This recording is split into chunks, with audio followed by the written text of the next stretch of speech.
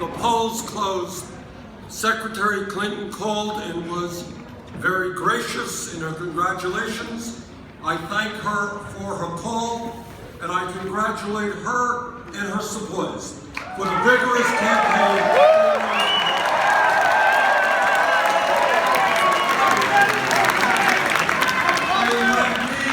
Take this opportunity to thank the many, many thousands of volunteers here in the Granite State who work so hard.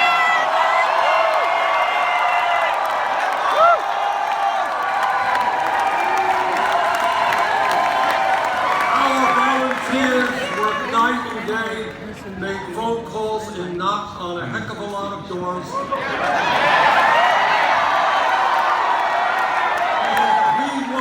Because of your energy. Thank you all.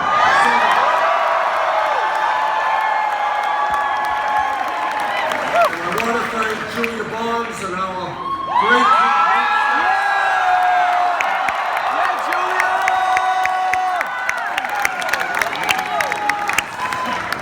Together, we have sent the message that will echo from Wall Street to Washington, from Maine to California.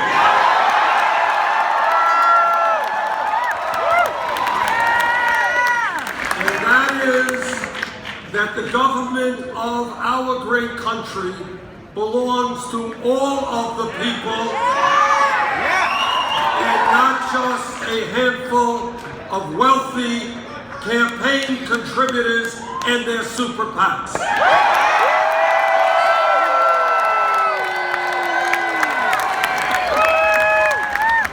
9 months ago, we began our campaign here in New Hampshire. We had no campaign organization, we had no money, and we were taking on the most powerful political organization in the United States of America.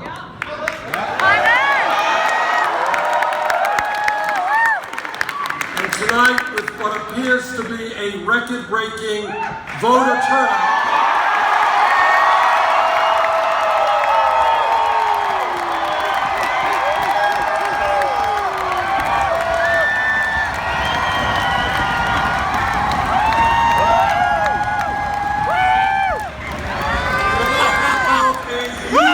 voter turnout. And I say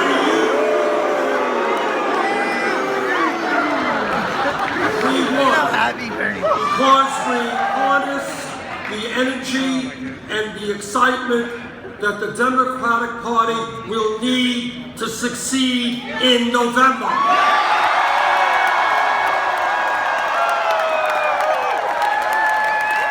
What happened here in New Hampshire in terms of an enthusiastic and aroused electorate, people who came out in large numbers, that is what will happen all over this country.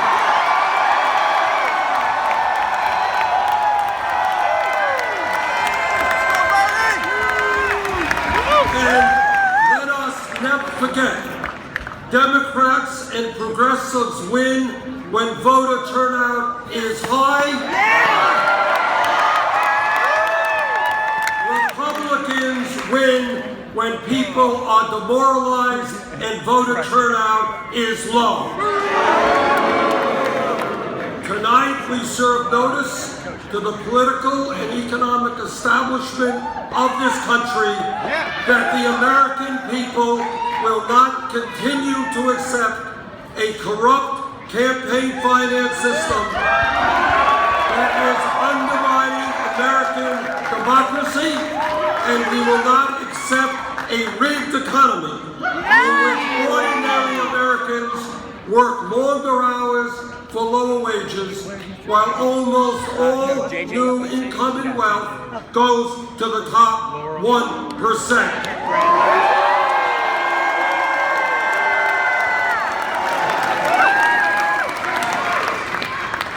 I want to take this opportunity again to congratulate Secretary Clinton and her organization and supporters for waging a vigorous campaign. I hope that in the days ahead we can continue to wage a strong, issue-oriented campaign and bring new people into the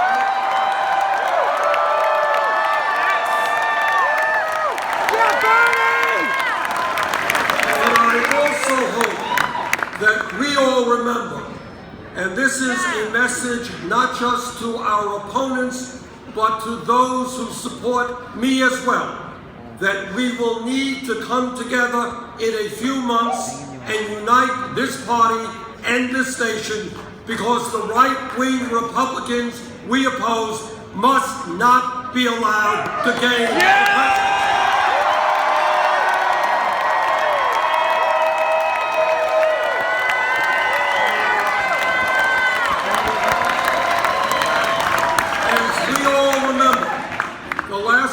Republicans occupied the White House, their trickle-down economic policies drove us into the worst economic downturn since the Depression of the 1930s. No, we will not allow huge tax breaks for billionaires. We will not allow huge cuts to Social Security, veterans' needs, Medicare, Medicaid, and education.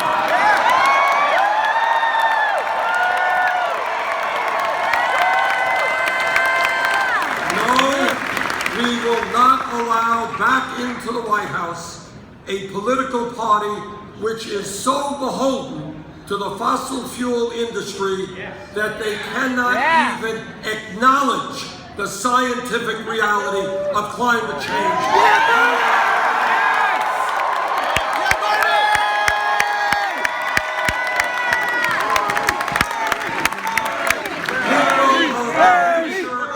Sent a profound message to the political establishment, to the economic establishment, and by the way, to the media establishment.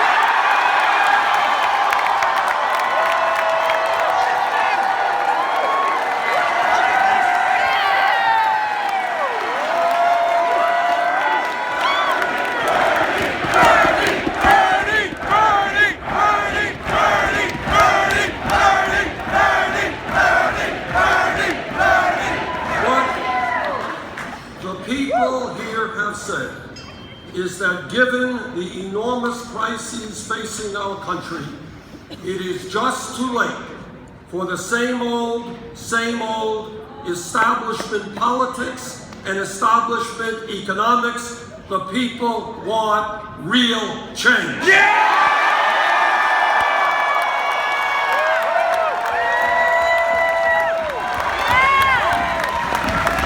What the American people are saying, and by the way, I hear this not just from progressives, but from conservatives and from moderates, is that we can no longer continue to have a campaign finance system in which Wall Street and the billionaire class are able to buy elections. We don't need no super PAC! Bernie Sanders has our back! We don't need no super PAC! Americans, no matter what their political view may be, understand that that is not what democracy is about. That is what oligarchy is about. And we will not allow that to continue. I do not have a super PAC. And I do not want a super PAC.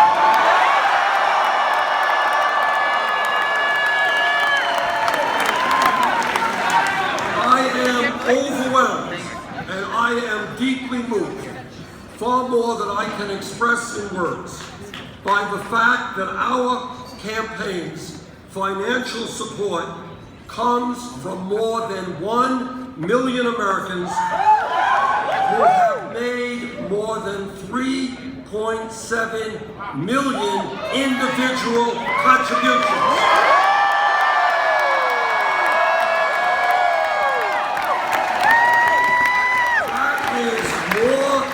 individual contributions than any candidate in the history of the United States up until this point in an election.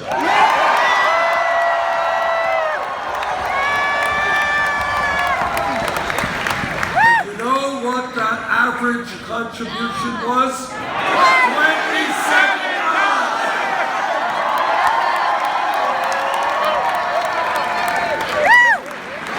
I am going to New York City tonight,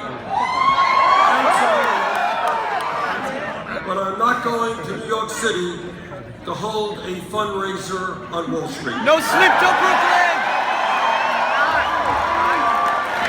Instead, I'm going to hold a fundraiser right here, right now, across America.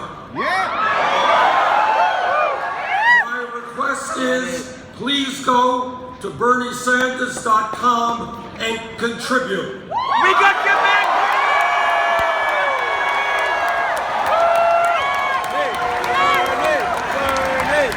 Please help us raise the funds we need, whether it's $10 or $20 or $50. Help us raise the money we need to take the fight to Nevada, South Carolina, and the states like Super Tuesday.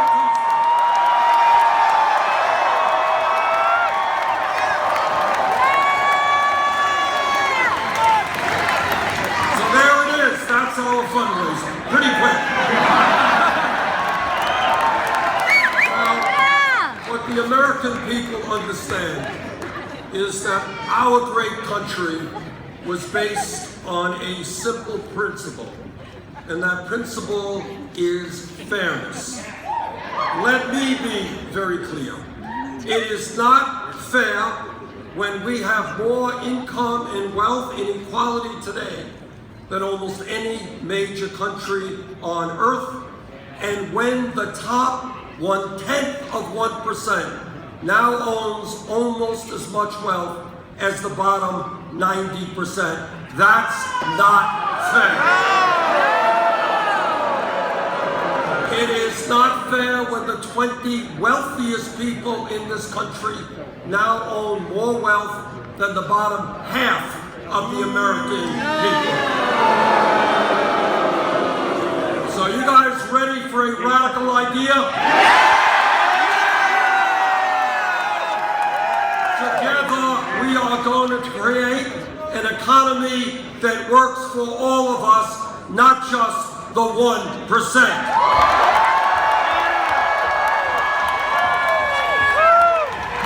And when millions of our people are working for starvation wages, yeah, we're going to raise the minimum wage to $15 an hour.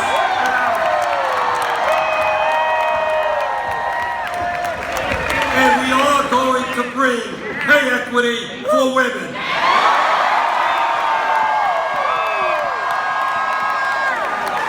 And when we need the best educated workforce in the world, yes, we are going to make public colleges and universities tuition free.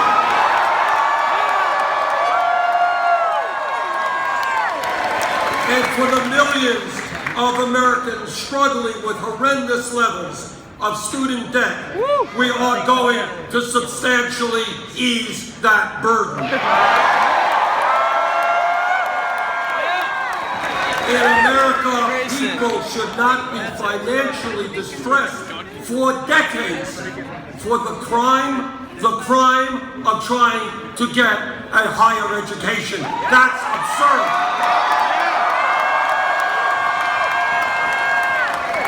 Well, my critics say, you know, Bernie, that's a great idea. You're into all this free stuff. How are you going to pay for it? I will tell you how we're going to pay for it.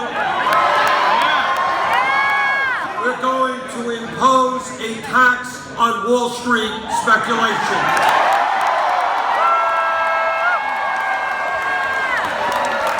The greed, the recklessness, and the illegal behavior of Wall Street drove our economy to its knees. The American people bailed out Wall Street. Now it's Wall Street's time to help the middle class.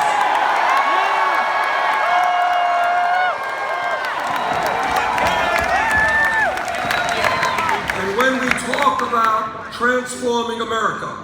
It means ending the disgrace of this country having more people in jail than any other country in the world, disproportionately African American and Latino. Not only are we going to fight to end institutional racism and a broken criminal justice system,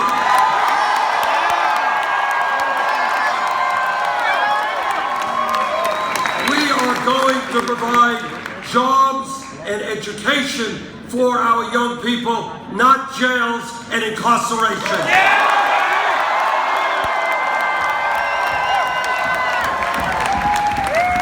And let me say that as a member of the Energy Committee in the Senate and the Environmental Committee, the debate is over. Climate change is real. It is caused by human activity, and it is already causing devastating problems in this country and around the world. We have a moral responsibility to work with countries throughout the world to transform our energy system away from fossil fuel to energy efficiency and sustainable energy.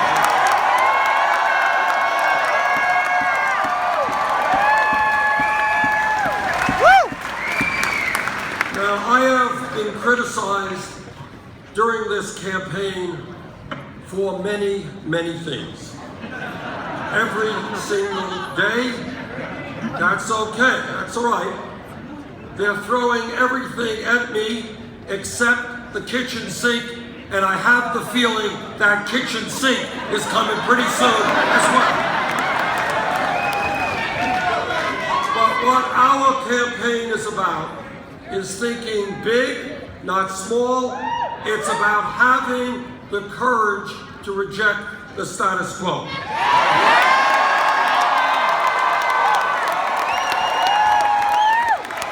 It's about saying that at a time when every major country on earth guarantees health care to all of their people, we should be doing the same in our great country.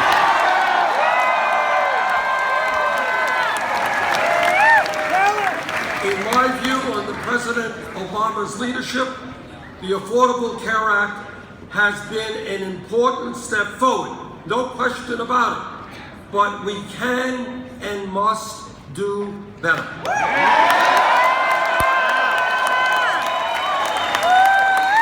29 million Americans should not remain uninsured. An even greater number should not be underinsured with large deductibles and co-payments. We should not be paying by far the highest prices in the world for prescription drugs at a time, listen to this, when the top 3 drug companies in this country made $45 billion in profit last year. That is an obscenity. And let me tell you something. When we make it to the White House,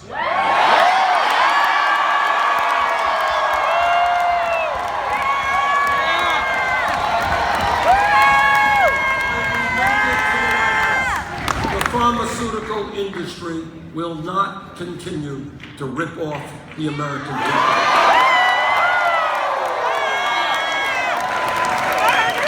Further, it makes no sense that as a nation, we continue to spend far, far more per capita than do the people of any other nation, all of whom guarantee health care to all of their people. And that is why I believe in a Medicare for all single-payer program.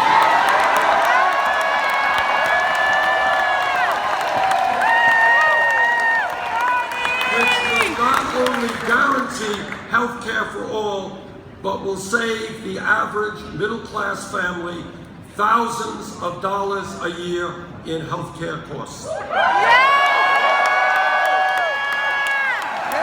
My friends, we all know that we live in a dangerous and complex world. As president, I will defend this nation, but I will do it responsibly. I voted against the war in Iraq.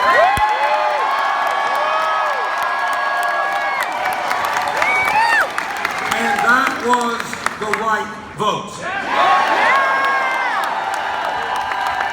While we must be relentless in combating terrorists who would do us harm, we cannot and should not be the policemen of the world. Nor should we bear the burden of fighting terrorism alone. In the Middle East, the United States must be part of an international coalition sustained by nations in the region that have the means to protect themselves. Together, we must and will destroy ISIS, but we should do it in a way that does not put our young men and women in the military into perpetual warfare in the black line.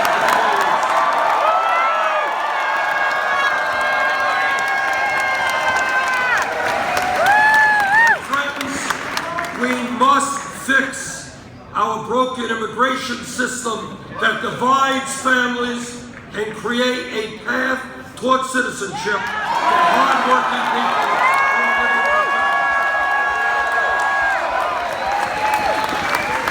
We must strengthen and expand Social Security and increase the benefits that seniors and disabled vets receive so that people can live in dignity in their retirement. We must rebuild our crumbling infrastructure, and when we do that, we create millions of decent paying jobs. We must pursue the fight for women's rights, for gay rights, for disability rights.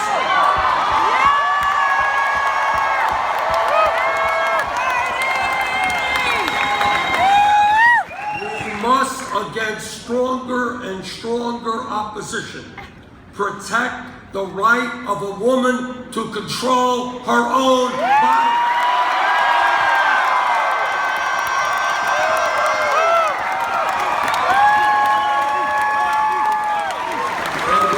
Protect the men and women who serve our nation in uniform and protect our veterans who put their lives on the line to defend us.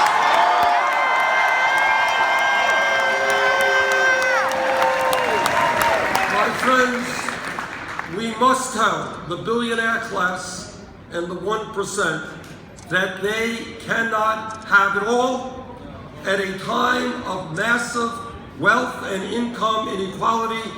The wealthiest people and largest corporations in this country will start paying their fair share of taxes.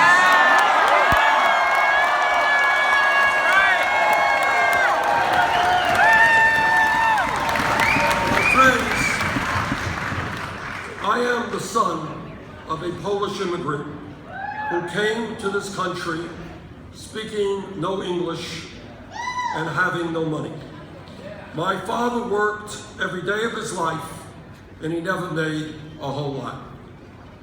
My mom and dad and brother and I grew up in a small 3.5-room rent-controlled apartment in Brooklyn, New York. My mother, who died at a young age, always dreamed of moving out of that apartment, getting a home of her own, but she never realized that dream.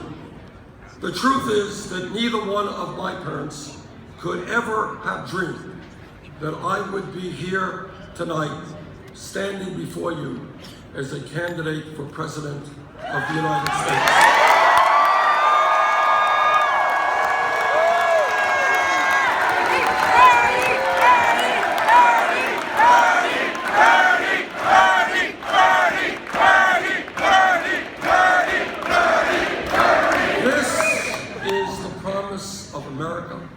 And this is the promise we must keep alive for future generations.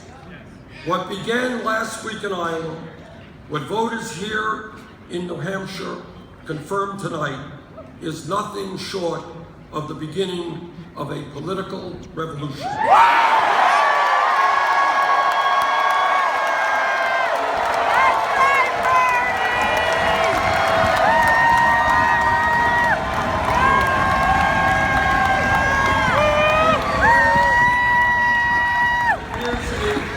Revolution that will bring tens of millions of our people together. It will bring together working people who have given up on the political process.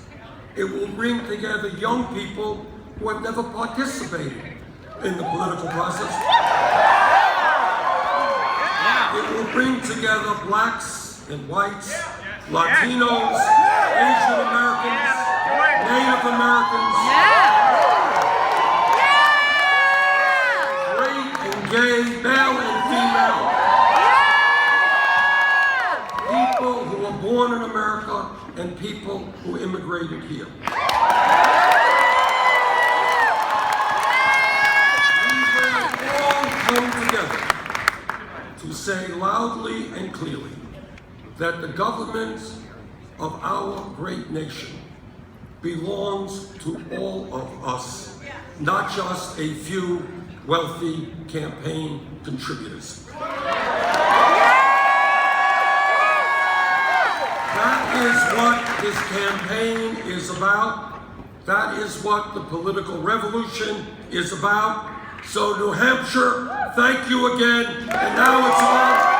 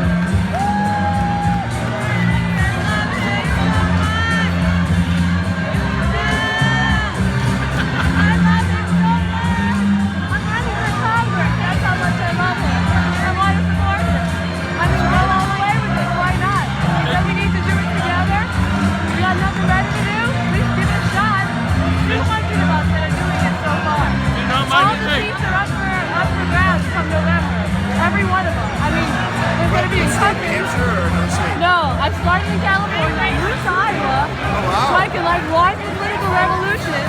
Then I found out that my neighborhood, Sam Farr, is actually leaving. So I was like, oh my god, I can't afford to live in Santa Cruz.